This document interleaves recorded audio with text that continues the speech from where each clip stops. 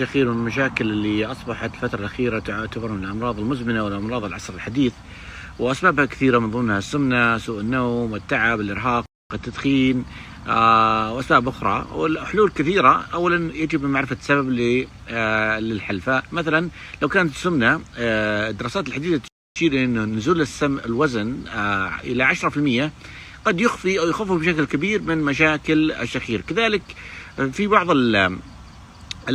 خليني أعرفك على الإجراءات البسيطة، مثل لو الشخص فرضا عنده شخير ولكن ما عنده مشاكل بالتنفس في الأنف ولا عنده مشاكل انقطاع في النفس، ممكن تلصيق الفم خلال النوم يخفف أو يوقف من الشخير، خصوصا في الفترة الأولى.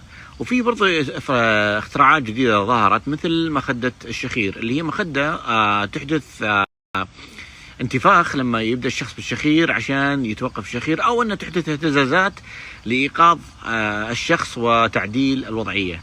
فحلول الشخير كثيرة، ودائما نقول إحنا عشان نلقى حل لازم نعرف السبب حق الشخير.